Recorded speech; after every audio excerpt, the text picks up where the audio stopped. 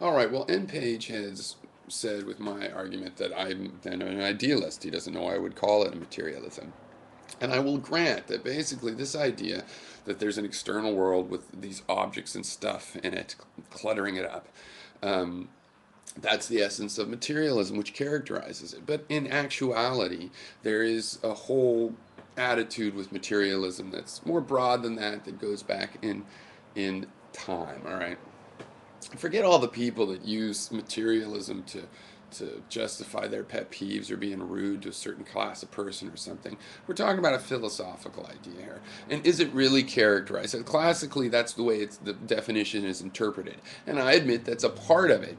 Okay, but there's other aspects to materialism. I mean, basically, it breaks down to what matters. Out of the qualia that we get, which we call perceptions, because a perception basically is a word for a more complex, qualia. Since qualia generally, I would say, means something more, low level, like color, the feeling of hunger, the pang of hunger, not the agony of being hungry for a month. That's psychological. Okay.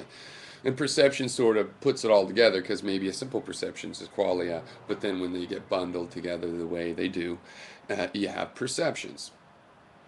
Okay, so which perceptions matter? Okay, the sensible perceptions. Okay, the sensible perceptions. A little bit of a trick because what's that mean? What's sensible mean? Not sure. Just call it a name for now.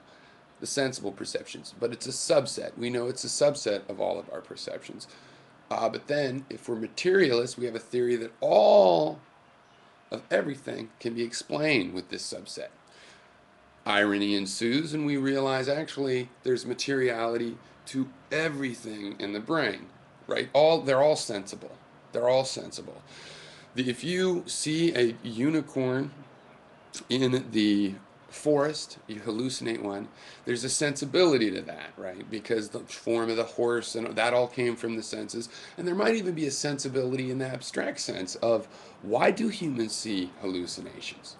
Yeah, we think of it as a um, you know damage isn't the right word, but a malfunction, and it is if you do it too much. But the fact that humans do it sometimes, probably a bioevolutionary explanation of either why that was useful or it wasn't harmful and got carried along. Seeing faces in the cloud, that's pretty common. I mean, we seem to be evolved to put those shapes including into the world around us. Not an accident, I don't think. It's because that allows us to use all the stuff we know about humans and societies to think about nature metaphorically. Okay. So materialism to me is the idea that there's the sensible qualia, right, are the most important. Since everything turns out to be sensible to a degree, you have to use gradation. You have to have a gray scale for each one of these qualia. And in reality, because there's different types of qualia, you get this huge multidimensional spectrum of information, some of which, overlaps. Um, so, to me, that's the kind of thing that's more important about materialism. And I can reclaim that. I can reclaim my. See, I'm a materialist in that I believe that stuff matters. Now, traditionally, people come along and like, so it doesn't matter if you're sad. That doesn't really matter. No, it is also material. Why? Because there's material results to you. Your behavior will be a result of that. There's material scientifically, neurologically, and on and on. So the issue of being a materialist is not to be dismiss certain things. You can't dismiss anything because everything is material, right? There's no metaphysics, so you can't be dismissive because of your materialism.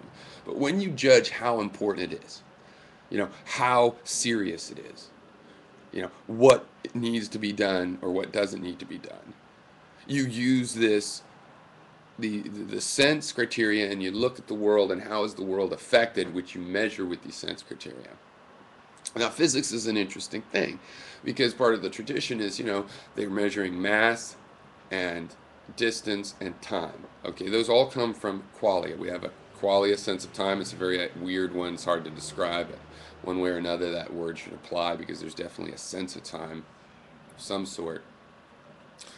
Um, you know, we have a sense of spatial distance, right? Definitely a sense of three-dimensional. There's quality about that distance. And we have a sense of weight, the gravity of something. And in terms of material objects, we use its tangibility. Tangibility is what we use.